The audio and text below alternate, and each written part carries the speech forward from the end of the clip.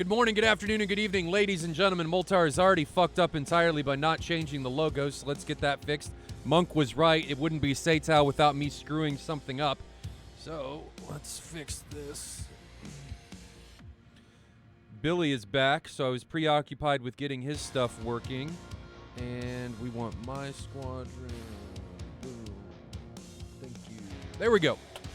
So good morning, good afternoon, and good evening, ladies and gentlemen. No Hat is here and the stash is back. That is right. Things are going to be good today. So No Hat, the stash is back. We're ready to rock and roll.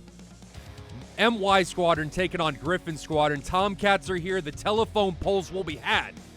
Let's jump to that sponsor reel, and we get back. We'll be on the ground. Sochi against Tbilisi. SATAL, Virtual Skies. Here we go.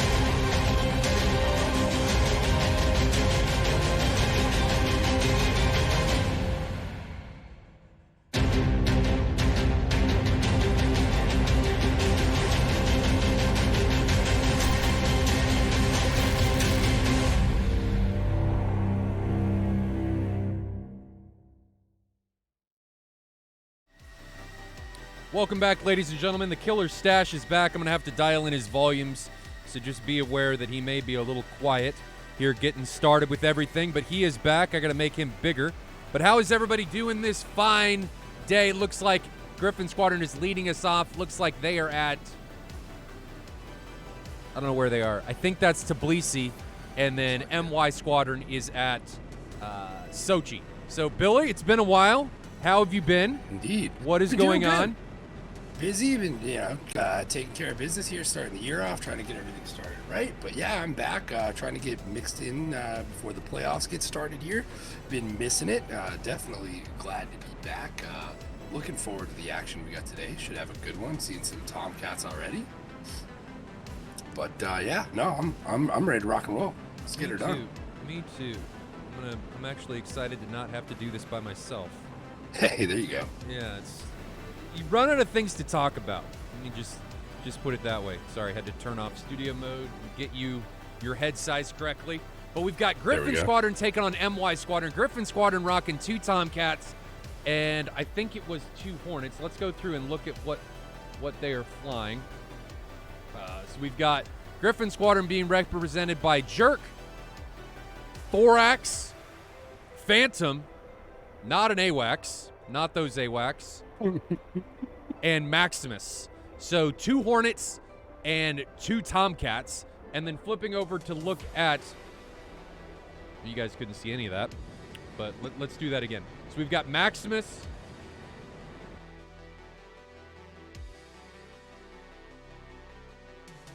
and a Hornet, Thorax and a Hornet, Phantom and a Tomcat, and Jerk and a Tomcat. And then flipping over to look at Grand Viz from the My Squadron.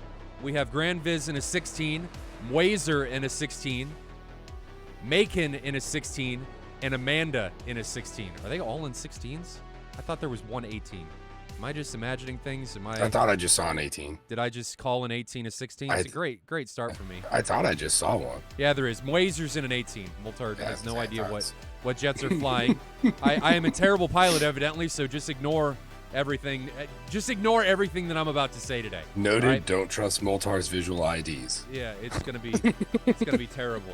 Don't listen to any of my tactics. Don't listen to any of the shit that's gonna come out of my mouth. So, MY Squadron's been having a rough year. Gryphon Squadron's currently ranked 2nd behind 343rd. Billy, from what have you been flying lately? You and I have been like totally out of contact, so. Here and there, we took a little bit of a break from Blue Flag, and then now just kind of jumped back in since Syria went back up. But yeah, I was flying against a couple of these guys. I think it was more the Gryphon Squadron recently. If it's the same one, I'm not even totally positive on that. But yeah, I took a little break. We've been doing a lot of like little PvE stuff on our server here and there, but did some IL2. You know, went travel back in time for a little bit. Enjoyed some of that, but yeah, I think our group's kind of a little fatigued. We're ready for this weather update and this changeover. I think hopefully we see that Hein coming soon too. So I know we're ready for a little spice up to the whole DCS world. That's for sure. Well, I can't say that I'm fatigued because I don't have a pit right now. I haven't flown in like 3 months. It'll probably be another couple months before I'm ready to go. Building an 80-20 pit, and it's just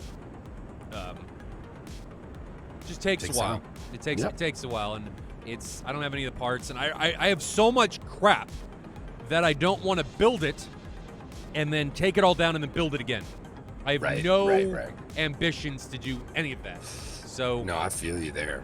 It's like get it built and get it set. Don't worry about it. You know, I know that feeling, especially with how and I know it probably is. You know, we're not the only guys on here right now that have the home sim pits, and you know, you kind of it gets that lived-in feeling to it, and it's like you start moving stuff around, you start changing configurations, things happen. I know I've lost bindings, all kinds of stuff. So I don't know. It's like one of those things where you get it set and you don't want to touch it. You want to kind of leave things as they are as long as you can, right? So yeah, I know when I move, I'm already kind of like starting in my head to plan out how I'm going to do that. I think I might build a civil aviation pit and a combat pit.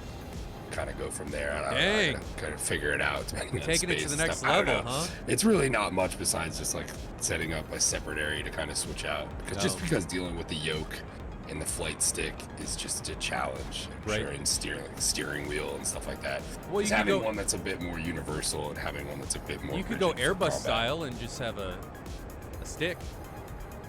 Yeah, I thought about that too, but I love my yoke. I fly a lot of smaller, like twin-engine turboprop stuff. Like I do a lot of the smaller stuff as opposed to the bigger airliners, and just having that yoke is just such a nice feeling, especially that Alpha yoke from Honeycomb is. I love that thing, man. It's one of those flight sim products where it's like you really truly feel like you got your money's worth out of it. So I don't know, having a pit where I don't feel like it's a hassle to go between that stuff, I think is the setup I'd like to try to figure out, right? But that's you do enough searching on the internet, and you realize there's just not a lot of easy solutions to like the all-in-one sim pit. You kind of there's compromises that got to be made no matter that's what. why I'm doing the 80-20 pit, because I want to have multiple sticks. I want to have a center mounted and I want to have a side mounted. And then I've got so many button boxes and stuff. And then I've got my touch screens. And then I've got a 65-inch display. And then I've got a top monitor that goes above that. And then I've got just tons of crap. And it's just... I had it working in my previous setup, for those of you that have seen it. And it worked, but it wasn't very stable. For anybody that's seen it, it was a garage shelving unit that I screwed things into. I had everything mounted to. And then I moved from that house to this house, and that shelving unit is now being used for storage. So regardless, if it wasn't used for storage or not, I still wouldn't be utilizing it because I have no ambition to utilize that again. It just was too much of it. It worked for the time being, but it wasn't perfect. It was great for what I was using it for. I'll definitely share, Monk. I'm going to be streaming. I'm going to go back to streaming my flights when I do that, probably in the new A10, because I haven't flown that in forever. I mean, I have several thousand hours in the A10, and I haven't flown that in a long time, so we'll do that. I'll kind of be probably going through the campaigns, and I've never done campaigns or anything like that, so I'll be doing that stuff. I'm going to be streaming more of my personal flight time, if you will. I was talking about that recently as well, so I think I may have. I'm going to be doing probably something new here in the coming months, something a little bit more war gaming in general base, where I'm not just doing DCS, but I think I will be flying, but probably a bit more of a wide range of war things that would fall under the category of like war gaming stuff. So I don't know. Yeah, I want to kind of expand it. And I miss being on there, like, as you're kind of saying. It's like I miss being on there and just kind of doing the normal streaming thing. So yeah, hopefully 2021 has that in store here. That's part of the plan, at least for me. Well, I don't necessarily miss it. There's some things that I want to showcase, some new hardware that I've gotten that I haven't talked about. Some things that are coming, not necessarily for the stream, but hardware-wise, software-wise, things of that nature that I want to be able to showcase with the community that I can't necessarily showcase here because of sponsor obligations and stuff like that. No doubt. There's that. But let's jump back into the match. So we've got MY Squadron taking on Gryphon Squadron. Gryphon Squadron took off from Tbilisi. We're looking at it in TACV right now. MY Squadron took off from Sochi. MY Squadron's having a little bit of a tough year. They are ranked second to last in the division. Gryphon Squadron is ranked second behind 343rd. I think the topic today is the Tomcat. The Tomcat, and Billy, since you've been gone. Yeah, the updates, that's kind of overlap now. Not necessarily the updates, but I was just going to talk about SATAL and the competitive community has gotten more in tune with ED, and ED has started listening to us a bit more about bugs that are being uncovered. We've gotten a couple of the competitive guys onto the ED testing team, and things have been changing rapidly. So one of the big issues that's come up as of lately is the F-14, the telephone pole, as Monk has pointed out. It is heavily desynced. It has some massive problems, even more so than it did before. Wow. It's a ghost missile. So will that be a problem? Are we going to see that today? It doesn't happen all the time. So I'm interested to see if it's going to happen. Ping related, high ping, maybe going to exacerbate it's not. that. Okay. No, it's not at all. So we're going to have to see if that's going to be a point of contention today. It started happening in December. I'm debating on whether the Tomcat should be banned, or not the Tomcat, but the AIM-54 because of it.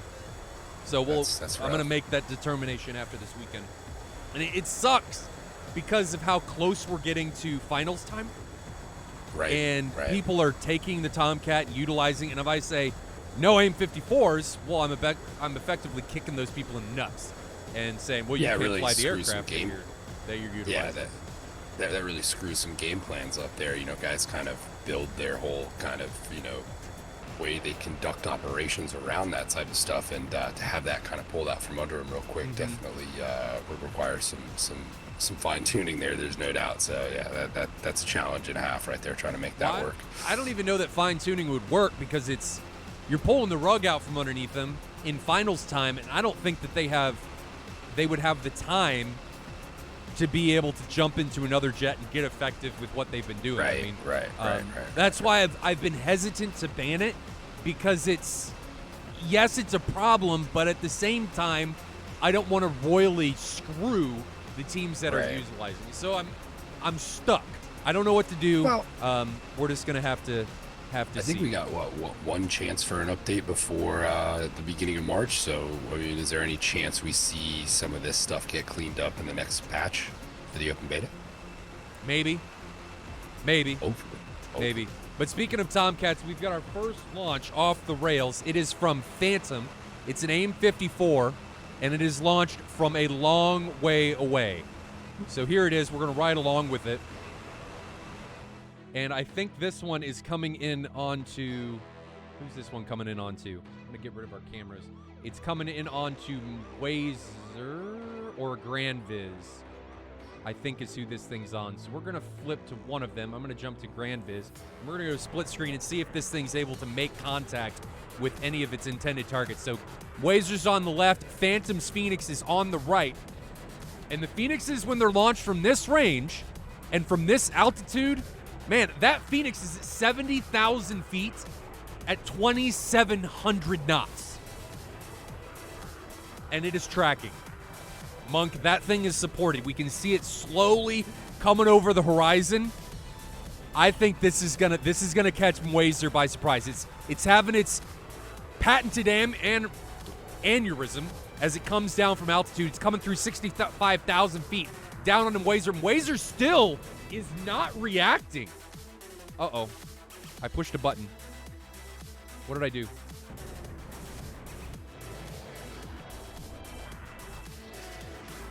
There we go. Sorry, I pushed a button and got things a little bit out of sync. But Wazer is still not reacting. And this thing, there he goes. He's reacting now. And this thing's coming down from altitude. And I think Wazer's, he done fucked up. Yeah, he is screwed. Chaff's not even visible. And there it is. Wazer gets pounded, taken to Pound Town, takes the ballistic suppository, unlubricated up the rear end, and he is gone. So let's back up and take a look at the TAC view.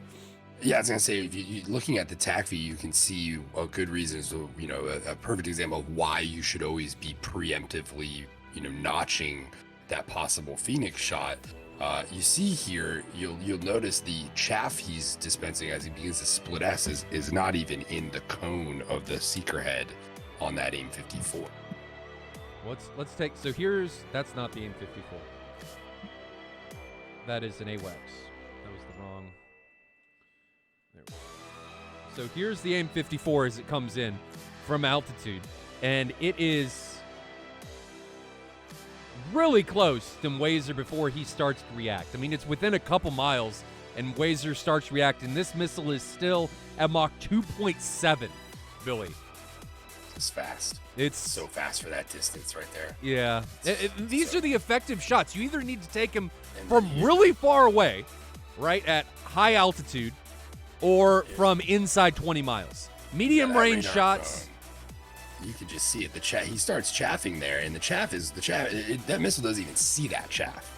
No, right? because it's flying the ahead of split it. S. Well, because of the trajectory change, right? So instead of taking a more horizontal or flat trajectory around to try to notch that by split S-ing, you basically take the chaff out of the equation because the missile's just not going to see it. So that's one of those things there where you may be able to get out of the way quick in a split S or something, but it's much more unlikely. You want to be able to be in a position to where that chaff is going to be at to your benefit, right? To where that as you're coming wide around a corner, that chaff is creating a big trail behind you to draw that missile off. You don't give it enough time there to do that well, and I think his split S was I think he was trying to get into the vertical notch. I don't think he was necessarily trying to get away from it. I think he was trying to notch it vertically. But when the missile's that close, it's too close to be able to do that. Too fast. Well, too fast. It's too close to be able to try and vertical notch. You've got to try and traditionally notch it as long as you're below the aircraft. And he really needed to commit there, and I think he tried to out-energy the missile, like you said with the split S, instead of committing to a horizontal notch, which panic ensued there. I don't think he could have really done anything else. No, I think he was a lot of us have been there before. No, he was done screwed. Moment.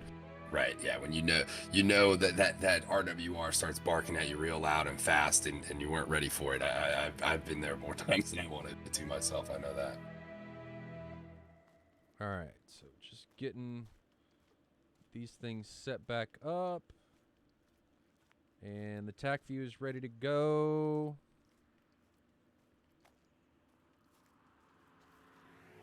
Here we go. All right, so we're back in.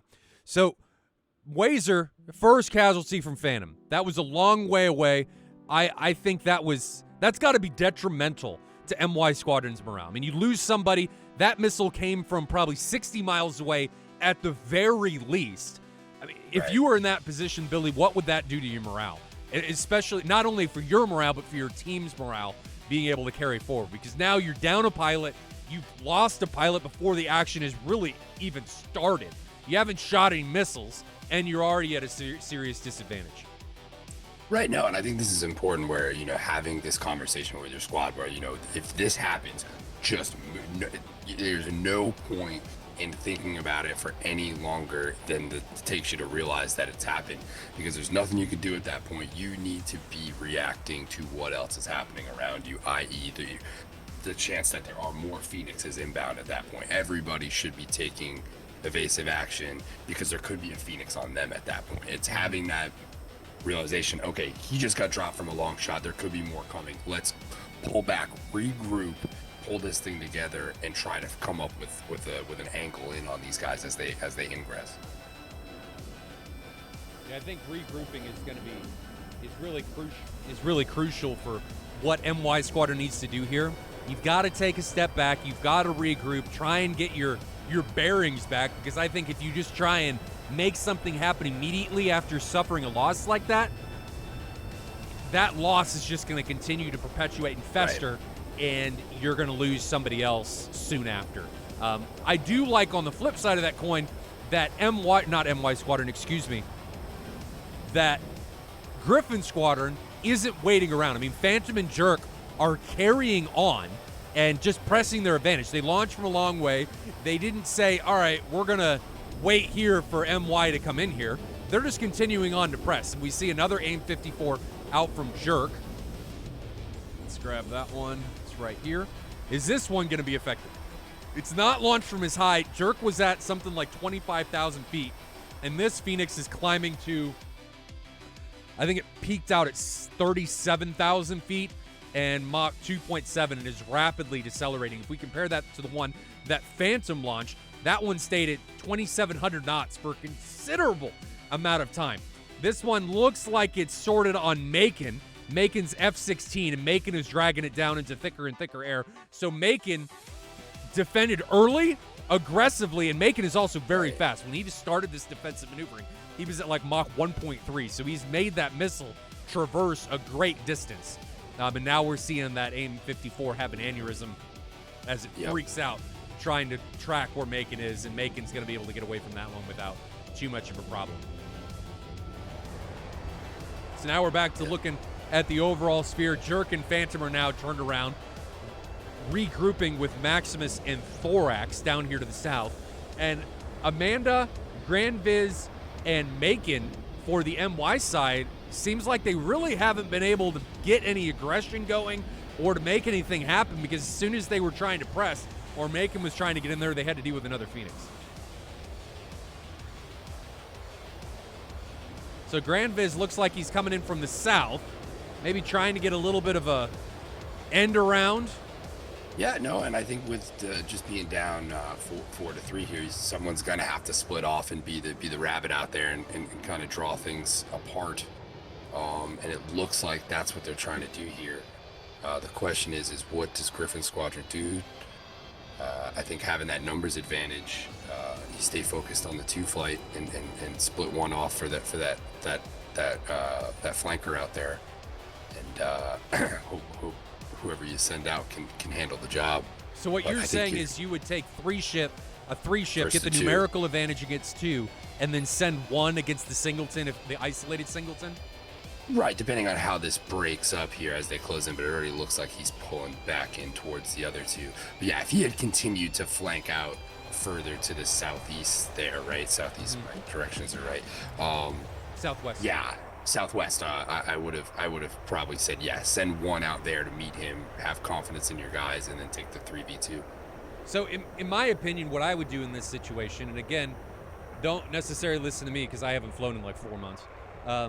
What I would do in this situation, if you get an isolated contact and you're wanting to press your advantage against the other 2, you got the Tomcat, you got the telephone poles. Utilize those distance shots to force the opponent to have to defend something, and then try and get him to separate from the other 2 ship, get him isolated, and then either, depending on what happens after that, either press your entire 4 ship onto the 2 ship, or press your entire 4 ship onto the singleton and just ramrod him into oblivion. So you're saying effectively stiff arm that guy flanking to the outside with a long shot, force them to either regroup or come back. Yeah, I see what you're saying. That's effective. Use your missiles effectively as a quill, as a writing implement to write the story that you want to happen.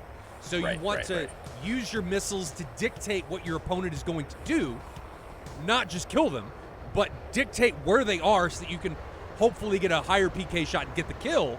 So your missiles aren't always there just to get the kill. They're there to force your opponent to do what you want them to do, in my opinion. So no, absolutely.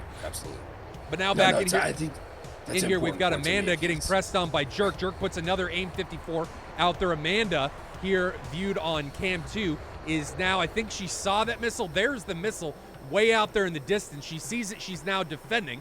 I'm going to assume that's a she because it's Amanda. So maybe it's a guy named Amanda. Is that our I don't know. first female competitor? No, there's been a couple. But this thing is still under power. Just came off a boost. It is over Mach 3, still closing on Amanda. She's not notching. Here it comes. And face smile, Amanda gets pounded.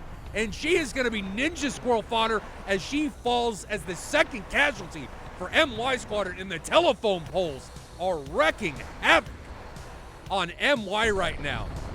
Gryphon Squadron is making them work.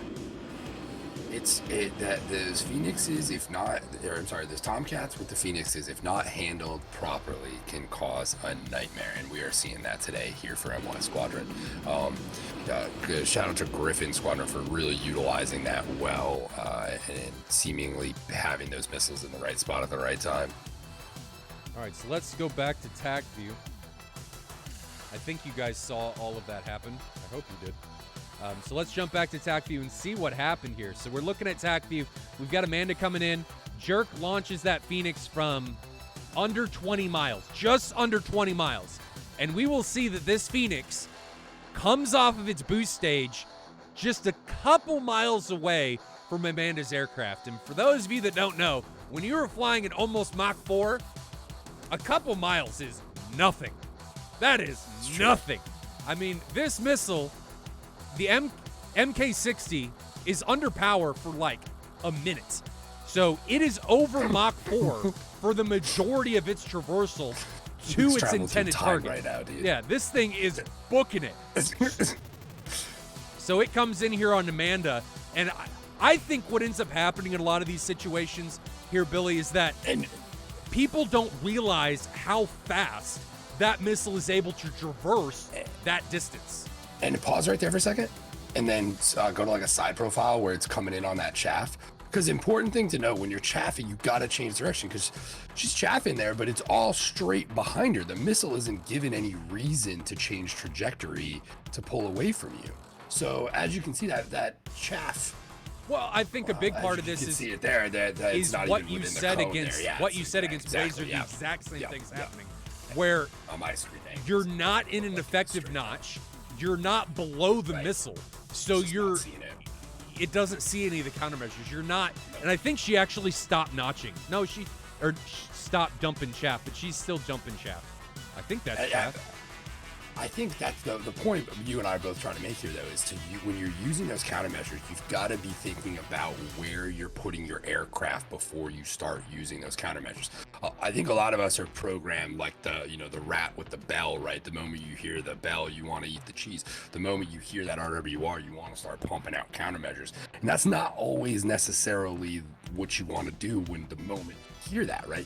You want to, in a lot of cases, position the aircraft so that once you start dumping countermeasures, they're working for you, not just coming out of the back of your aircraft, right? But as we've pointed out here, both of these instances, that it was too late to even begin using the countermeasures in the first place. But yeah, that is, I think, an important point.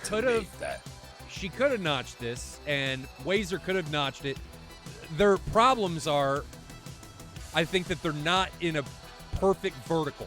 They're not removing their ingress or egress away from the missile. So they're not getting that Doppler effect against the incoming active seeker head. Like you can see right now, she's off axis. So the missile's going to go for her every time, unless you can get into that or get close enough to be able to make that effective. I think a lot of times too, with the Phoenix, you feel like you need to run away from it fast, and that's not the case, right? You want to turn away from it, even though it feels like you're bleeding speed in the moment. You want to be, you're running into that notch as opposed to trying to outrun that missile, as we saw. What was that thing at Mach 4 right there? It was at Mach 3.5 when it hit her. Mach 3.5. Either way, you're not outrunning it there, right? Now, turning around and running away from it isn't going to solve the problem. Now, Will brings up a really good point, and I think he was just half-heartedly kidding. But when you see an F-14 in your RWR, he says it's enough for him to run away. 100%. You have to think like that. Like, do I need to be moving now? When I see an RWR, when I used to fly, and I'm never going to fly again. I don't have a pit, so I'm just waiting. When I saw an F-14 in my RWR, or I saw a Phoenix or whatever, you have to be thinking, and we talked about this briefly with how fast the MK-60 traverses that 20 miles. You've got to be taking defensive action early. So Amanda needed to be defending and getting her ass down to the ground way before this instance. Right. I mean, when a Tomcat is inside 20 miles, that is like high PK range for the Tomcat. So you need to be slowing down and just putting yourself in a much better defensive position than where Amanda was. I try to, my rule of thumb is, once I cross that 60-mile threshold on what a contact I know is a 14, right? I'm at that point, I need to start thinking about notching. If I get to the 40-mile marker and I haven't made a decision on that and I don't like what I see, I need to begin notching at that point. Because I've headed into this zone where if I continue to press at that point, by the time I make a decision on whether to start notching or not, that missile's already going to be too close to me. If it's shot, I would much rather take the chance of a missile not be coming at me, turn and get that notch, and come back and reset. I think, and a lot of times it's way better to make that 14 waste their shot than to try to come in and outmaneuver the Phoenix right at the end of the day. What I would be doing in this situation is not necessarily notching, but getting myself in a position that I could very easily get into a notch, right? Then if a missile was coming, I could be, missile's coming, I can just slide over, get into a notch, dump some countermeasures. And that's cranking, right? You want to be cranking, too, in these situations, and that's part of cranking is putting yourself in a good position to either notch or come around and get that shot, right? Like, that's, I think, an important note to make there, too. Being set up in a offensive, defensive position to either notch or crank, right? Like, that's where you want to be there, I think, at the end of the day. All right. So moving on, I think we ramrodded that one into the ground. Yep. We got Grand Viz and Macon remaining against a full-on complement from Gryphon Squadron. Is MY going to be able to make something happen? At the very least, is MY going to be able to take somebody down with them? Let's check it out. So Grand Viz is getting his flank on again down here to the west. Macon's a little bit separated up to the north. Maximus is now pressing on Macon as a singleton of the 1v1. And Billy, this is what you kind of alluded to earlier, putting the singleton onto one of them that you're trying to take out of contention and then sick the 3-ship onto the one that you actually want to kill. And that's what it looks like Maximus is doing onto Macon. They're exchanging 120s right now. Grand Viz we can see here on camera 1. I'm gonna put Macon on camera 2 so we can ride around with both of them. Here's Macon, so we'll go split screen. He's got one away on Thorax already. Thorax doesn't look like he's going to shoot. He was the bait. He's drawing him now in towards Phantom. Thorax getting well ahead of that 120C with a, I'm not sure if it was a notch or a split S from the angle I'm at. I think he just outed energy. Yeah, he got ahead of it pretty good, though. He knew that was coming. And now we see Gryphon maneuvering in position to get a shot on Grand Viz here. And Macon is, I think, defensive to the north. I think Macon and Grand Viz are just reconnecting over to the northwest. Right. Maximus decided instead of coming in and being an isolated contact pressing Macon, he is also taking the regroup method and is regrouping with Jerk, Thorax, and Phantom down here to the south. And I think what we're going to see is a community push, a full-on push from Gryphon Squadron. All four of these guys pushing together. Now we've got another 120 off from Macon. That went up, and away. There it goes. Can't tell who that one's on yet. Looks like it's on Phantom. Phantom in his F-14 is just cruising here. He should be getting the missile warning here momentarily. Missile is already down to Mach 2.2 and decelerating. He puts a Phoenix out. That Phoenix looks like it's on Macon, and his Phoenix is going to have a lot more smash on it by the time it reaches its intended target than Macon's 120, because Macon's 120 is already down to Mach 1.5. Between those two, watching it in TAC view, the two Phoenixes go past the 120 at almost over double the speed is comical. So Macon able to defeat the first Phoenix, but now he's just dragging the second one. We can see it back there 4 miles behind him. Mach 2.5 now. He's not line of sighting it, but even at Mach 2.5, that thing is going to be dangerous. It's still closing inside 1.5 miles. And if Macon carries on his current course, that telephone pole is going to reach him and touch him in the no-no place. And here it comes right around the corner. Yeah. It's not going to line his sight. It's just going to follow him around. And Macon gets taken down, doesn't defend aggressively enough. And the Phoenix that came in there was just like, follow the leader. I'm going to guess he might have been a little bit towards the end of the fuel there and was trying to maybe not run through as much burner to get away from that. I thought maybe he had line of sighted it at that point, or was about to line of sight it, but that was that missile had so much energy. I mean, it followed him around the corner there. I mean, that was I mean, it was slow. It was slow when it came around the corner. It was at Mach 2.2 when it impacted his jet, so it was just running out of energy. If he would have been a little more aggressive in his defensive maneuvering, that thing could have made some stuff happen. But or he could have made some stuff happen, and that missile probably wouldn't have had the energy needed in order to turn in and hit his aircraft, but he didn't, and he got taken down. Towards the end, towards where you feel like that RWR has been running for a while, that's usually when I get that feeling like, man, this thing's still going, is when I start climbing, because at that point, you've run the motor out, and you want to start going up and forcing that missile to have to change its trajectory up and bleed all of its energy. So well, he does that going around the hill. He does, He doesn't do it very aggressively. He just kind of half-heartedly pulls around the corner, and the missile has just enough energy. I mean, it bleeds half a Mach through this turn, has just enough energy to be able to connect with him and take him out. So a little bit more aggressiveness, barrel roll, or like a serpentine, something would have been able to trash this missile. But we've got the benefit of hindsight. he doesn't. And like you said, having that missile warning going for a long time, sometimes you just assume, the missile's not going to hit me. You know, it's back there, but it's not moving too much. But this one, it hit him, and he's dead. He's in a tough spot there, too, because if he begins to climb, he's close enough to where he may have been trying to stay in that valley to stay out of sight for a little bit there, too, which you're in a pretty tough spot there where you feel like somebody may be pressing you to get a shot off, and you kind of got to hold down there, but also run that missile out, too. So that was a bit of a tough spot for him. Right. All right, so Granviz is the only one left. He is all by himself. Can he make something happen here? Is he going to be able to pull an epic ninja cheese? He's got 4 missiles left, so he's got one for each one of his opponents. He puts one onto Maximus. Maximus is defending early. He's over Mach 1.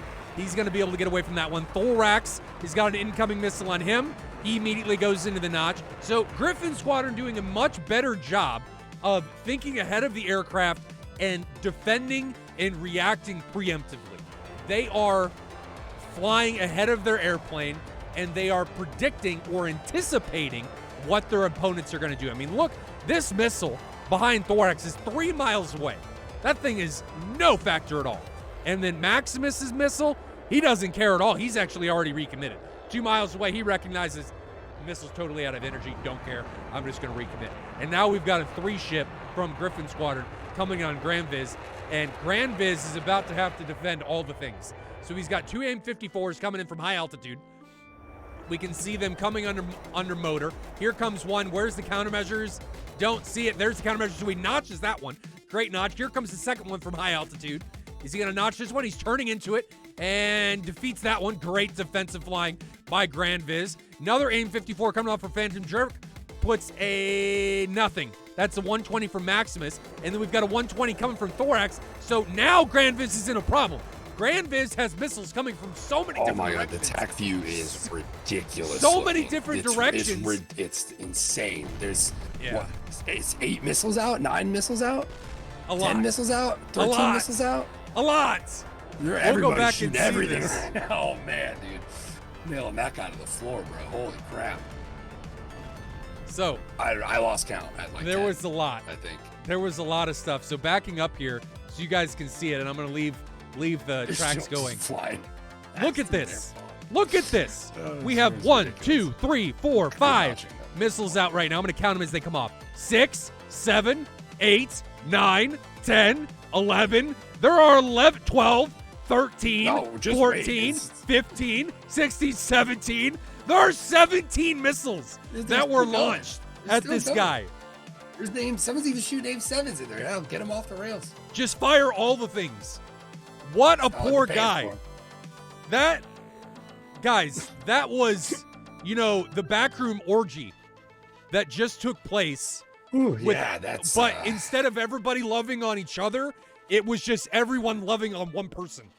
And unfortunately, when that happens, you become covered in certain things that you don't necessarily want to be covered in. I mean, maybe I feel like this is that meme from The Simpsons where like he's already dead. Where like he's laying the guy, they're all beating the guy and he's dead on the ground. Like that's kind of what this is here. Like he's already dead, guys. Like yeah. See, like he's already dead there, and it just keeps going. Or like one of those videos where some guy's getting beat up and it's just like, oh God, stop. He's done. He's out cold.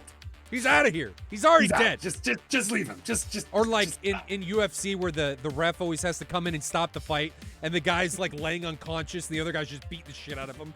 Yeah, that's exactly what somebody that's pull like. him off. Somebody pull him off there, man. That was crazy. Good stuff though. 17 missiles, or something crazy. Like, I mean, that's nuts. That's nuts. Gia Joe, this is not a family friendly stream. I am the guy that you may have to explain things to your young one if they're watching with you. I'm sorry. It's just after getting hit by a truck, I tried to have a filter, but I just gave up. It's not. The way the cookie crumbles sometimes. Yeah, and sometimes the cookie crumbles in your butt, and maybe you like it, maybe you don't. But that is going to be it, ladies and gentlemen. MY Squadron taken to school, just taken apart in round 1. Gryphon Squadron still had 4 pilots remaining. MY, I think it all went downhill when Wazer got hit by that AIM-54. Well, I think, question I like to ask here between rounds 1 and 2, especially when we've seen a round 1 with the Phoenix shots the way we did, what does that side that was on the receiving end of that do in the next round to combat that? It's a known thing now. The group is aware that there's probably going to be some long-range shots involved. Do you change how you approach this whole thing? Do you, are you evading it a little bit more of an effective manner just based upon the fact that it's happened? So I'm curious what we're going to see here in round 2 out of MY Squadron. Are they able to combat these Tomcats? Yeah. They've got to defend more abruptly, earlier, Be and more aware. aggressively. More aware of the fact that all it's of their coming. defensive line was either at the last minute or wasn't very aggressive. I mean, Grand Viz couldn't really do anything. I mean, he had the bukkake of missiles coming for him, and Well, I would have liked to see those that two was- guys head deeper into the mountains there towards the end. Once it became a 4v2, I mean, granted there's AWACSs involved, but I would have still tried to take that thing deep into those. I would have made but those even guys then, come a find me 4v2 there, you know. in Still, I SATAL, would have mean, made them. You see tough. Gryphon Squadron. You're going to see Gryphon Squadron gain altitude, and the mountains aren't going to do anything. I mean, I think Grand Viz was screwed from the moment he became the only right. pilot left. No, and then no doubt there. No doubt there. they were really effectively screwed as soon as Moiser went down. As soon as Moiser went down, that I think In was gold, the yeah. last nail in the the first nail in the coffin, and spelled, or what's the word, the phrase I'm looking for? It was a precursor for what was about to become, Right, or to be right. had. And it was rough. That was No, I rough think for in- MY Squadron. In gold, when you lose that first guy that quick, it's so much more impactful than say in diamond where there's 6 pilots. It's Absolutely. not as big of a deal when it's 4v4 and you immediately go to that 4v3. It takes For a sure. lot of plays out of the playbook at that point, and now you're kind of forced to have to fight with a hand tied behind your back, and that's not easy. And then the morale effect of the guy just kind of vaporizing when you least expect it type stuff early on can be detrimental as well. But I think we see MY react a little differently here. I hope so. But I'm going to send you guys back to the Super Cup. We are going to be back with round 2. MY Squadron taking on Gryphon Squadron. Is MY going to be able to come back like Billy thinks? Or are they going to be shoved back into oblivion by Gryphon Squadron after that domination of a first round? I don't know. Enjoy the Supercut. Alpha Whiskey continues to impress. Supercut's brought to you, as always, by Thrustmaster. See you guys back here in just a minute.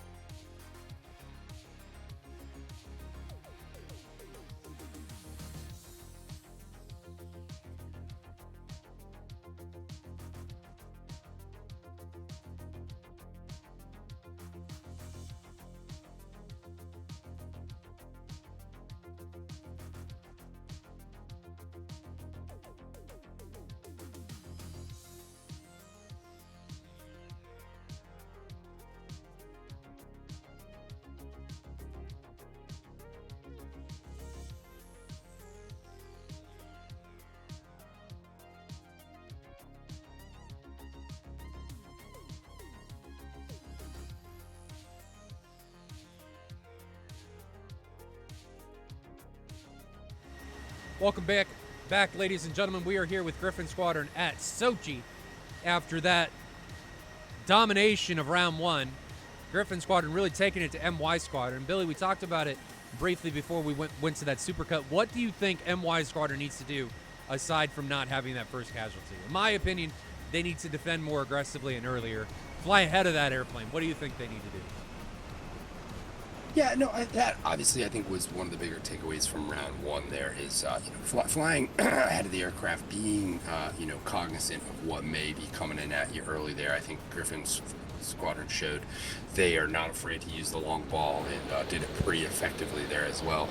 And I think, coming up with a strategy to kind of maybe draw these guys apart, I think Gryphon did a pretty good job of staying together and staying organized. I think whatever MY Squadron can figure out to do to disrupt what Gryphon is doing right now and get those guys into a more comfortable position, I don't think it's going to be an easy task. They're not a group that is easily done to. Nevertheless, though, I think there's some opportunities and some avenues for them to do that here. The question is, are they going to be able to figure out how to get there? Right. G.I. Joe says best strategy is shoot down the other guy faster. Yeah, that's a good one. That sounds like a pretty good way to win the match. Yep. Roundabout, which round is this? This is round 2. Gryphon Squadron took it in round 1. You haven't really missed anything aside from Gryphon Squadron having their way with MY Squadron.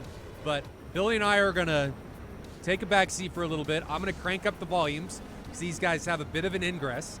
You guys have heard everything that I think Billy and I have to say for a while until this matchup here in round 2 kicks off again.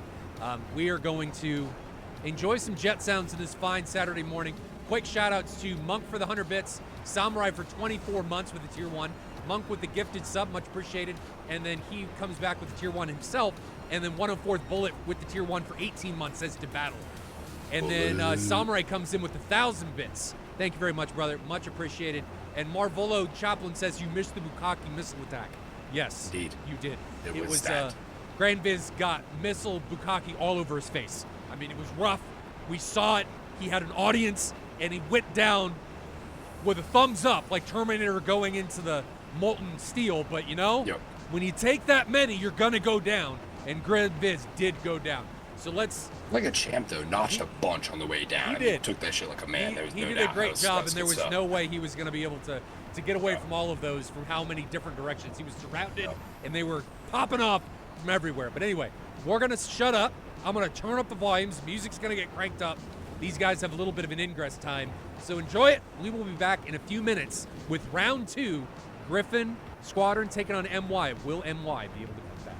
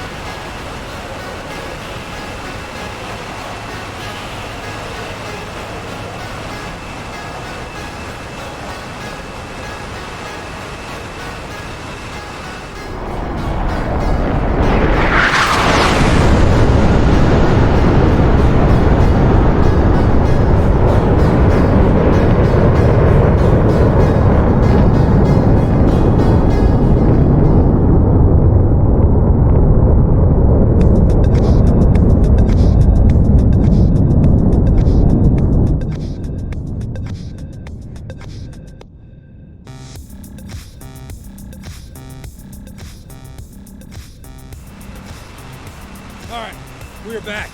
We're ready to go. A little bit of jet sounds in the morning. Nothing better. DCS has come a long way with those sounds, man. I remember in 1.5, they sounded like butt. And I remember like every single one of my sounds was modified. And granted, most of my sounds are still modified. But just the fact of how far they have come has been amazing. I don't even know that I want to go back and listen to what the sounds used to be like in 1.5. Probably not. No. It was Don't ruin it. like, what was that game? Like Ace Combat on the PS2 or something. Right. When you used to have those just lines for afterburners, they used to be two-dimensional lines that would just cross. And I don't know. Yeah. I mean, I don't think they were that bad, but you know, it wasn't great. They've come a long way, so kudos to Eagle Dynamics for doing everything they've done. And man, did you see the A6? Oh, that thing looks amazing. I'm so stoked on that thing. Oh my god. I knew that was going to be a module from the first time we saw it from the AI. Yeah, Like, I mean, everybody was like, "Oh, it's AI." No. You don't Nah, spend that much time it on was something nice like to- that. There's no way. Right. Yeah, it was nice to see that get confirmed. I also really like, as Flight of the Intruder, obviously Wild Weasel, Seed, Dead stuff is very near and dear to my heart. The movie Flight of the Intruder is one of my all-time favorites. If not, I honestly, I'll probably take a lot of heat over this, but I honestly probably enjoy watching Flight of the Intruder more than like Top Gun or even Underneath. I'm going to take a lot of heat from this too and say that I don't really like Top Gun. Well, I mean, it's the most, I guess it's the best example of aviation movie, combat. I don't know. Maybe not, but it's the most popular one, I think we'd agree. Obviously, either Iron Eagle Yeah. or Stealth. Stealth is objectively terrible. No! Not better than Flight of the Intruder, but it's up there. I never meant that it was better. I'm just saying, in compare, I enjoy them more than Top Gun. Right. I don't really enjoy Top Gun. I mean, yeah, I feel moments. I feel a little bit of stuff get going in my pants at the volleyball scene, but that's about all that can do it for me. Yeah, exactly. Takasumo. Stealth is so bad. It's good. It's good. It's fair. Jessica Biel's hot about it. Yeah. Yeah, no, I mean, I think, going back to the A6, I think it's going to bring some pretty cool aspects to the DCS world. All the different ordnance the E model can carry is pretty cool. Slams, harpoons, arms, strikes, I think up to like 28 Mark 82s. I mean, it's a bomb truck. It is definitely a bomb truck. Well, it used to be the second highest capacity aircraft behind the B-52. Right, correct. So it's going to be fun to see that thing get implemented. I really hope, and I know this is a stretch out there. I don't want the guys at Heebler or ED get mad at me, but I would love to see the KA6 be a viable, usable module that we can use to buddy tank each other. To give us that ability, I think is something. Okay, that would be awesome. I mean, I don't, and it's crazy. I don't know why they would think that it's not something everybody. I mean, if they put a poll out for who would want that, I would have to assume it would be damn near over 90% of people who would say yes. So I don't know if it's just a lot of work or what's involved in it or anything like that, but I think we're so due for a KC-135 or a KC-10 or something. I mean, to bring those guys over from the general, civil aviation world, to be able to give them something to do within DCS and then be able to allow us to actually tank from a person. I think that's something we so desperately need. I know it's probably low on the totem pole. I just want to be the guy. I want to be the guy in a multi-crew scenario, the boom operator, so that I can just smack other planes with my boom. Just smack, and hopefully it would work. I'm gonna pull up and just not leave and just keep watching the boom. What are you gonna do, bitch? Get me? Oh, yeah, that would be great. Right. No, so and then I actually recently just started messing with the C-130 mod, which I know we're getting close to bullseye here, but if you haven't checked that thing out, I implore you guys, go download that sucker and have some fun with it. We put it on our server recently, and I cannot I cannot, understate how much fun that thing is to cruise around and do some flights in. And I drop really, some cargo off. instead of a man, I was having so much fun with that. KC-135, they need to just put in a C-130. Yeah, that's just a C-130. Yeah, just give us a C-130. Oh man, would that be great? But I mean, that you could make that point about so many different things within the digital combat simulator world that we could use and would be great right at the end of the day. But certainly, I think a viable transport aircraft is getting near the top of the list. Oh, it has Maybe to. even like a C-47, so it could be like World War II, and we could use it for things like Blue Flag and stuff like that. I don't know. I'd like to be able to do a supply run on Blue Flag in an actual transport Yeah, but you plane. could not do a that in C-101, C-130.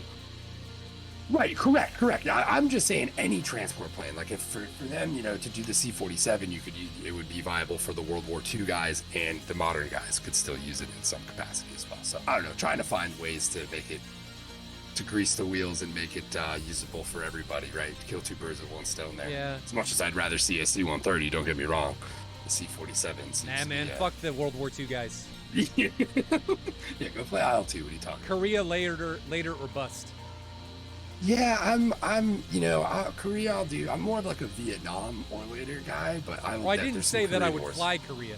I just meant that there's, B-52 and Right, C-130. right. I mean, they were coming in at the end of Korea. So I mean, that's ridiculous to think about. And this 54 is trashed. Nah, he's fine. Yeah, I was gonna say, just to point out, it looks like he got ahead of that pretty well there. He, I think, gets wind of the fact it's come up, but no, he does pull off the split S, but he does Get it away from it. soon enough. Oh! Oh my God! Does he get Holy crap! Oh my God! it? Just narrowly That thing misses him. missed him by like But 3 inches. He's notching well enough here that the chaff, I believe, actually was effective there. We need to pause this, dude. You have Yeah, got that was- this thing. You've got to go back and watch. Yeah, I'm the looking at it camera right view. now. It's- No, the camera it's- view on the stream. Oh, It yeah. missed him by like 3 inches. If it had a prox fuse, he'd be dead. Like that thing. no doubt about it. Oh my God, he should be dead. I don't know But how. there's an example of effective chaff use, because the chaff, I believe, is what saved I his don't butt think he there. chapped it. I think it ran out of energy. I mean, and he's certainly. Oh, maybe it's dead. chaffing No, as- maybe as it's dead. he's- Maybe you're right. Yeah. I think it's dead. Yeah, he's actively chaffing it as it. 'Cause Man. I don't know. That maybe he's like, I'm not sure that, but yeah, either way, what he did worked. So here it comes, and this thing, it had no business being this close. No. No business at all. Like Grand Viz needed to be more defensive-minded and break away from this thing. I mean, it gets within. He got lucky. Yes. Got lucky. He got very lucky, and he did the right things once he established that he had a Phoenix on him, but he still played that a little close to the did, wire but there he for my didn't. taste. I mean, look how close this is. Yeah, too close for comfort, that's for sure. Plenty of space, no worries at all. Yes, exactly. There's plenty. You talk about it. You drive a semi truck through there, Moltar. I mean, you probably could. But that's a minuscule distance. But that's in the very world we small. live in. That's very small. I mean, the missile's still at Mach 1.3. It must be dead. It must be dead or desynced or something, because he should be dead by all accounts on this one. Yeah. That thing got so close. I had no idea. I thought this thing was trash for sure. And it was, but I thought it was going to be way further away than this thing was. Roundabout says, how about a Christian Eagle match? We need to have a mod where people can stand on the jets and just shoot at each other with 45s. Yes. All right, so we're going to jump back in here. That caught me by surprise. Yeah, no, I wasn't expecting that either. No, not at all. Wow. Grand Viz, if you're watching, unbelievably lucky. Indeed, the DCS gods were watching over your shoulder there, that's for sure.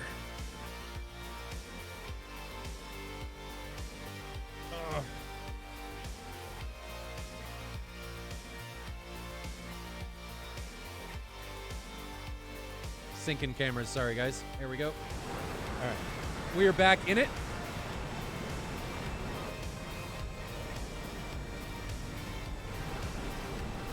Just watched Grand Viz almost get taken down by Phantom. And Jerk's got another AIM-54 on hold. I don't know if that was an advisable shot there. He's not really fast enough nor high enough. I mean, seeing how effective these AIM-54s have been, that's not a bad It's thing. not. It's certainly going to keep him moving back, which very well may have been his intention there. And if for that matter, with the way that missile's going, it may actually push him and Amanda back, because it looks like she may get some of that in her RWR as well. I can't tell if this is on somebody or if it's dead.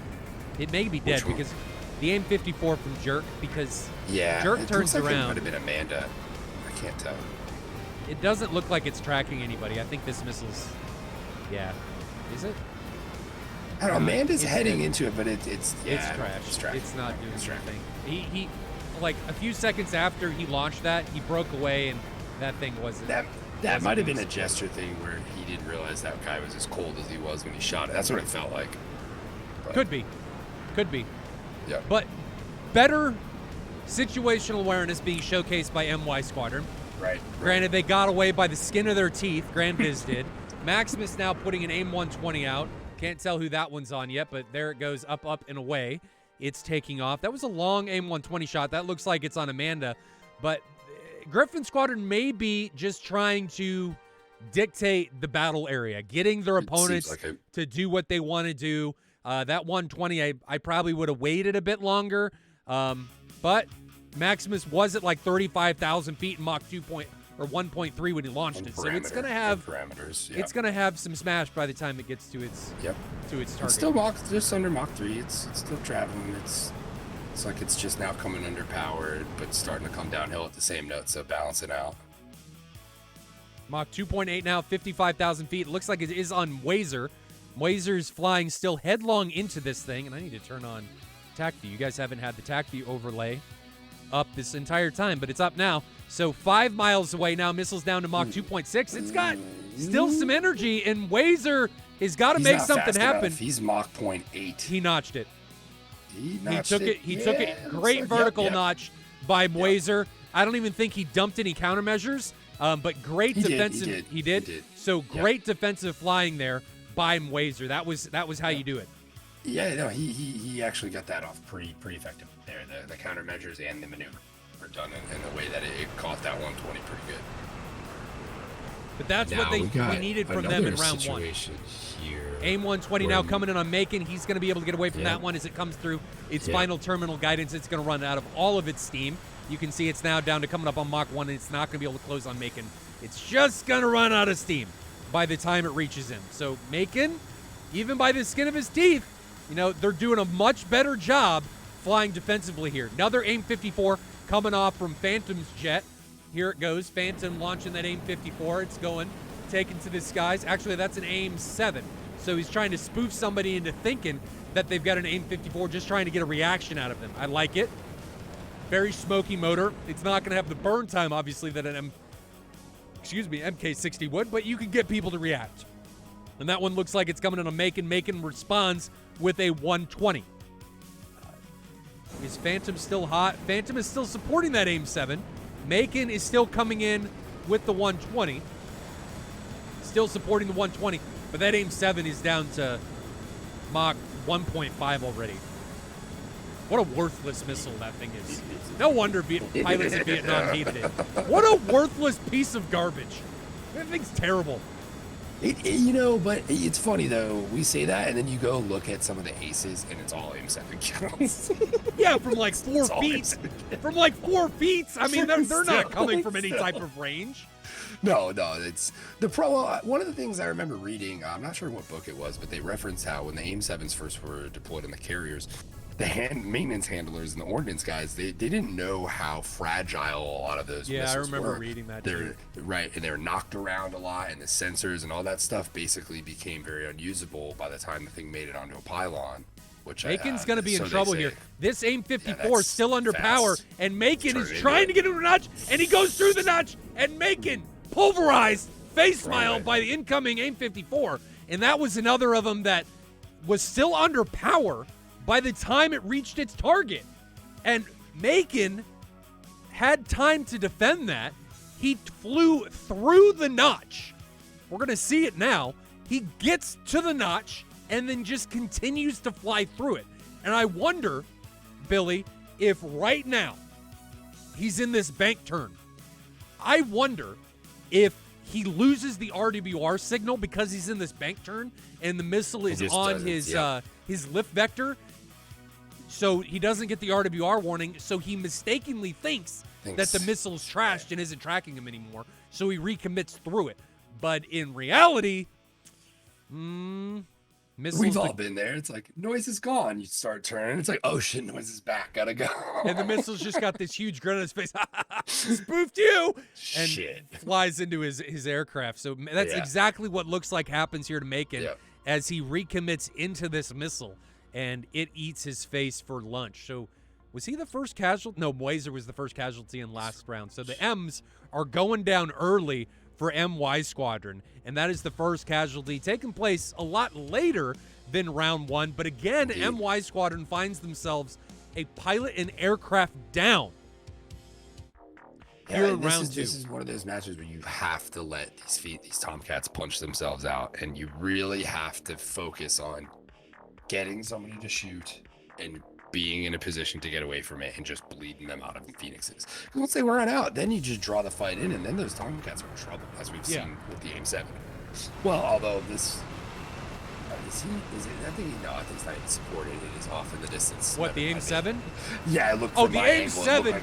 The AIM-7 is like the Lone Rider, the cowboy that just continues to fly off into the sunset, never falling out of the sky. I mean, look at it. It's still going. It's still maintaining Mach 0.85. It never stops. It's the Energizer Bunny of missiles, but it's a tortoise because it's slow as shit. It's not the most aerodynamic of the missiles. So 120 is now being exchanged between Grand Viz and Maximus. This 120's got some speed on it. They're not too bad, but they're launched from a decent ways away. I mean, over 20 miles. So most of the time from that way away, you're not going to get anything unless the guy doesn't react. Most of the 120 kills in SATAL happen from under 10 miles, really under 7 miles. Phantom and Jerk both turning back in now. Curious how, but it does not look like that. Yeah, they're going to be underneath that. I don't think that was even supported. That's just. I mean, the the 120 coming in on Phantom may have some create some potential problems. Grand Viz with his second absolute near miss. I don't know what happened to you, man. We're looking at tactically, it looks a little weird, but it's definitely another super close call. The one that's actually on Phantom is not supported. It's going to the stratosphere. But you said look at Grand Viz. This Grand Viz just had another super close near miss with a 120, but the 120 looks like it misses him. It's sideways. It's still tracking. He trashes it again at the last moment. Yeah. Last moment. Getting the chaff out. Yep, he trashes it. So great job by him getting through that. So we're seeing a lot better evading out of MY Squadron here in the early stages. Well, we're seeing a lot better evading from them until they get hit. Fair. Because Macon did get hit. Now we've got another 120 coming in on Grand Viz. And Grand Viz, I'm going to pause this just so we don't miss it.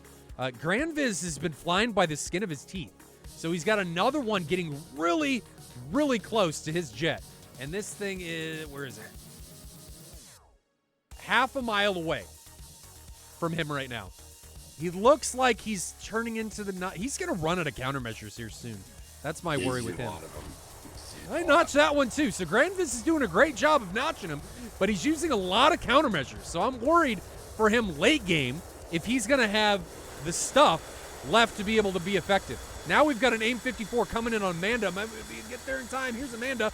And Amanda, where's that AIM-54? Right behind him. Half mile. Is he going to line of sight it? It's so close. It is right behind Amanda. It does it again. It smells him or smells her. and just barely runs out of juice. This is what Macon or Mwazer needed to do in round 1. Be a little bit more aggressive, be able to get away from it. Amanda just barely gets away from that thing, but she made it. Grand Viz did the exact same thing just to the southwest a little bit. There again, his third one where he just narrowly escapes a 120 shot. So the MY Squadron folks definitely cutting things very close this round here, but pulling it off, at least for the most part. Doesn't matter how close it is as long as you don't die. Yeah, that's true. That's all that matters. Don't die and get some kills. You win the match. That's what happens. Exactly. Gryphon Squadron's been a bit more liberal with their missile use in this round, but this round has gone about 10 minutes longer than the last round already. Maximus, I don't think they could out-liberal the end of that first round. That is true. That is true. Maximus now coming in on a 2-ship, Mwazer and Amanda. So here's Maximus, 120 off from his jet. Looks like that's going to be on Mwazer. Mwazer defending early. See if we can find Mwazer. Here is Mwazer. Mwazer is defending early, and he's going to be able to get away from that one. He's going to line of sight it. That missile got driven into the ground. Ninja Squirrel fodder for sure. But Maximus now breaking away. Mwazer now recognizing that missile's no longer a threat as it's not on his RWR anymore, and he recommits. So much more aggressive flying by MY Squadron now that they have a chance to make things happen. Amanda up to the north, putting a missile onto Phantom. Phantom is going to be able to out-energy that one or drive it into the ground. He's going to be okay. Maximus now recommitting, coming in onto the 3-ship of Mwazer, Grand Viz, and Amanda. Maximus not sure who he's on yet, but he's the only hot contact, will close hot contact for Gryphon Squadron coming in onto MY. And the only hot one for MY is Grand Viz. So we're going to see a 1v1 situation between Grand Viz and Maximus. Here we go. So here is this incursion. Split screen between these two. And Grand Viz, why did you go up? And Maximus, actually making his plane as dirty as possible, drops the gear to get as slow as possible to effectively notch that. I have talked about that, ladies and gentlemen, in the past, and Maximus actually did it. You make your plane as dirty as possible to bleed as much energy as possible, and he did exactly that, and it worked out for him.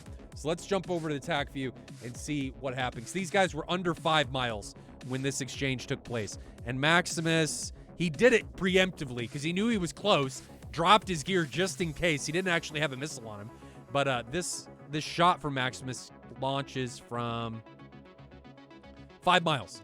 So in that, you're not going to out-energy a 120 from that point. You've got to notch it or line of sight it. And he tries to notch it, but just can't get quite there. I actually think he just can't quite get there. Not quite. He's not in that notch line. Great shot from Maximus. He's set up for a head-on here with Mwazer low in a valley. Pulled a great maneuver to get into position for this shot too. So shout out to Maximus there. He's had a pretty good match so far. Well, Maximus, he's a great brawler. He is very much so. Know that one from experience. With his his flanker, he knows how to get in close, and he's flying the Hornet like he does the flanker, which is, it can be effective at doing that. Right. But this is one of the dangers of flying low from Mwazer. Maximus wasn't always this low. He dropped this altitude. Right. Mwazer, especially because they don't have as many pilots in this situation, so they, with him being low, he doesn't have the PPLI information that Maximus does, because Maximus has 3 other contacts that are behind him, and he has Phantom, who is very, very high. Phantom is 25,000 feet, so he's going to be relaying all kinds of information to everybody else. Whereas Mwazer, his only friendly is Amanda, and she's also low. He's been low too. So any contacts Mwazer may have had may not be accurate at this point. Because we've got Maximus on the left, Mwazer on the right, and Maximus, I got to point this out, is head on. Maximus, I'm pretty sure, already sees Mwazer. Yeah, he's set up. You could tell from the tech view. He set that. He maneuvered his aircraft, set that was beautiful. Wazer, I don't think even knows that Maximus is there because he's not nose on with them. He's got him at his 2 o'clock. I think this is going to be Wazer taking a pound down here in just a moment. So I would let's gamble continue. on that too. Here we go. Maximus pulling up. Does Maximus see him? He doesn't see him yet. Doesn't see him yet. He does now. He's pulled into him. There goes the 120 off the belly. And Wazer doesn't see him. He did it the last moment. Tried to put an aim 9 onto Maximus. But Maximus just dumped all kinds of preemptive countermeasures and took Wazer to school.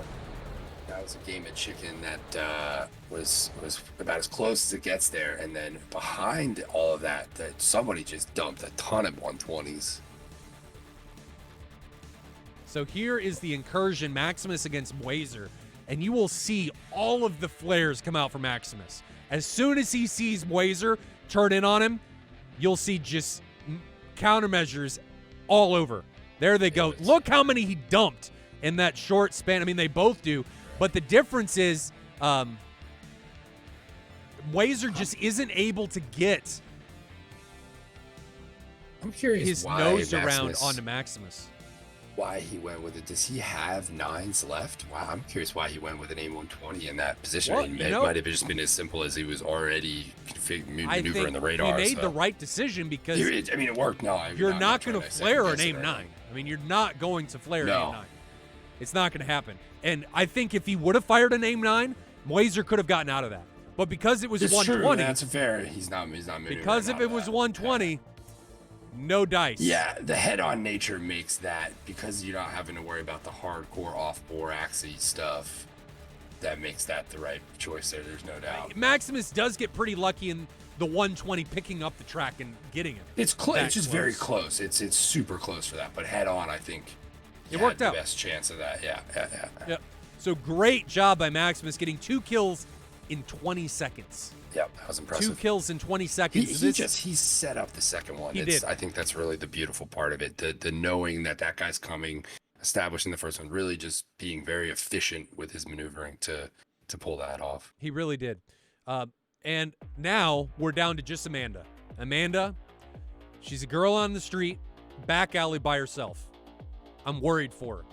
Does she have the mace, a taser, brass knuckles? What'd she bring with her to try and fend off the back alley bullies of Phantom Maximus, Thorax, and Jerk representing Gryphon Squadron? Is she going to be able to do it? Are we going to see Epic Ninja Cheese? She only has 2 missiles, so that's going to be a bit rough. That is going to be a bit rough for her. But she does have a full complement of M61. She's defending an AIM-54 coming in from Phantom. There we go. Yeah, cards are stacked against her. Heavily. The deck is stacked against her. There is no doubt. She has multiple decks stacked against her. But she is defending the same 54 rather well, as long as she's able to get low enough. Slow, yes. She barely drove that one into the ground. She did a great job. Recognizes now that the missile's trash. Coming around the corner. She's very slow. Curious what her fuel state is. Well, I think she needs to be slow. She does, but I haven't seen those burners kick on yet, which means she's in gate now. She doesn't want to use it. No, she's in gate now. Okay, yeah, there we go. Come around the corner, trying to make something happen in a head-on threat against Thorax and Maximus. Though I think Thorax, Maximus, Jerk, and Phantom are regrouping here. And they're all climbing, I think which I love. Thorax might see her. I'm not sure. I don't think so. It's just, yeah, you might be right. I don't think the AWACS sees him, and I think she just maneuvered out from most of their radars. So we are riding along with Amanda, the lone compadre for MY Squadron. She's trying to make something happen here low in the river valley in the Georgian countryside. Looks like Gryphon Squadron is trying to regroup. They're climbing, which I love, because when they recommit, they are going to see everything.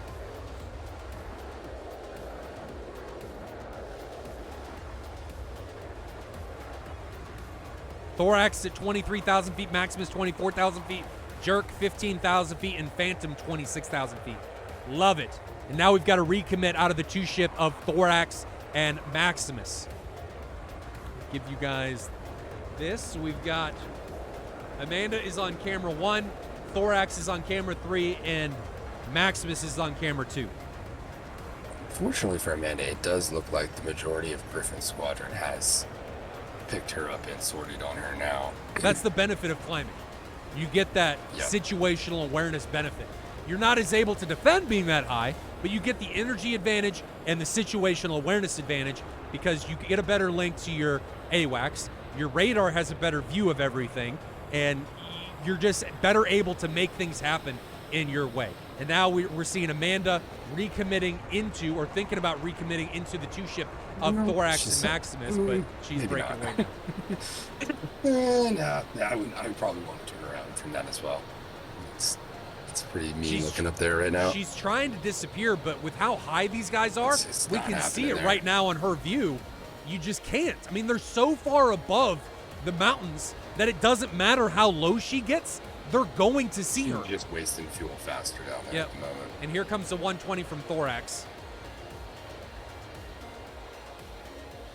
We can see it coming in from altitude. This thing's going to come right in from the top of her. You got a chance to maybe line of sight it, but at that angle, nah, there's no way you can line of sight. It's going to come down from above the mountains, and she gets hammered. So Amanda taken down. She is the last casualty for MY Squadron, and that is it. Gryphon Squadron solidifies their position. Thorax getting that last kill. No losses for Gryphon Squadron. As Marvello says, Amanda, no! She went down. And that's it. What was MY Squadron's problem there, Billy? What happened? I mean, I think they came up against a very well organized and experienced Gryphon Squadron who had a game plan, very much so stuck to it. And I think maybe they needed to be a bit more aggressive. And like I said, this is one of those squadrons where doing your research on Gryphon Squadron and trying to come up with a game plan that's going to disrupt what they're doing. I don't necessarily have an answer for that, but I'm sure there's one out there. I think you got to dig a little harder and show up a little bit more prepared to take on somebody who's as organized as Gryphon Squadron. Gryphon Squadron showcasing that they are a viable threat going in here to the postseason. We are going to have the postseason at the end of March. So we are just coming to the end of the regular season here. And Gryphon Squadron showing that they are a force to be reckoned with as they RTB here, and one of them actually disconnected. So they shouldn't have any problem making it back to Sochi. I have boosted the in-game time, so we're at times 5, and I'm actually going to push this up even further because I've got a ways to go. Especially with the Hornet in play at, I think at the very least, Thorax is probably making it back. He really wasn't, down low. And any of them really weren't down low, running those engines super hard. Most of those guys were flying around at decent altitude. They're not having an RTB, so they're calling it quits. But that is going to be it, ladies and gentlemen, for this round of SATAL 2020. Gryphon Squadron takes it in a dominating fashion over MY Squadron, not losing a single aircraft and getting all 8 kills. Well done by them. Our next match is going to be Monday, and it is going to be Baby Shakers taking on Outer Haven. So that is going to be Monday's match. I'm not sure what Wednesday's is going to be. Wednesday's probably going to be us going back to Diamond League. But quick shout out to Jerk for the 3 months Tier 1. Thank you very much, brother. Much appreciated. Sorry, you're small. I've taken on the form of a Discord window. There we go. Just fixed it. Sorry, I was looking at something. My alter ego. Baby Shakers taking on Outer Haven is going to be Monday, and then we'll be back probably with Diamond League on Wednesday. So again, Monday, 1600 Zulu. Billy, you going to be joining us with your mustache on Monday? Yes, hopefully. I will be back in effect for Monday. That is a firm. So you heard it here yourself, ladies and gentlemen. Mustache Man will be back Monday to join us for Outer Haven taking on Baby Shakers. And that's all she wrote for us today, ladies and gentlemen. I will see you again Monday, 1600 Zulu. Stay safe in those virtual skies, and I'll see you guys later.